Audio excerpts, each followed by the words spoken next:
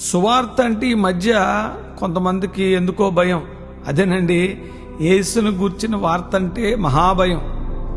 ఎందుకంటే మనిషి నిజమైన మనిషిగా మారిపోతాడేమో అన్న భయం, మతం ఉచ్చులోంచి జారిపోతాడేమో అన్న భయం. మనిషి నిజమైన మనిషిగా మారిపోతాడేమో అన్న భయం, మతం ఉచ్చులోంచి జారిపోతాడేమో అన్న భయం. కులం కోరలు విరుచుకొని పారిపోతాడేమో అన్న భయం. కులం కోరలు విరుచుకొని పారిపోతాడేమో అన్న భయం. అంధభక్తి ఆధిపత్యం ఆగిపోతుందేమో అన్న భయం. అజ్ఞానపు కారు చిచ్చు ఆరిపోతుందేమో అన్న భయం.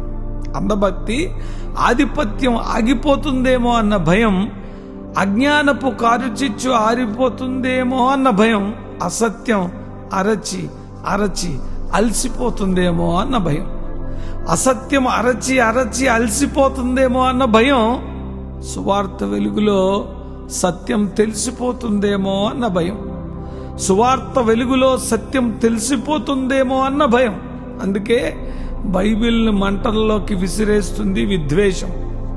ప్రేమ మౌనంగా కాలిపోతుంటే మొదలైంది మరో భయం. ప్రేమ మౌనంగా కాలిపోతుంటే కూడా మొదలైంది మరో భయం. కాలుతున్న ఈ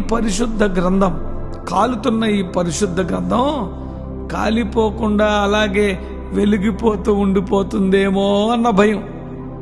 కాలుతున్న ఈ పరిశుద్ధ గ్రంథం కాలిపోకుండా అలాగే వెలిగిపోతూ ఉండిపోతుందేమో అన్న భయం.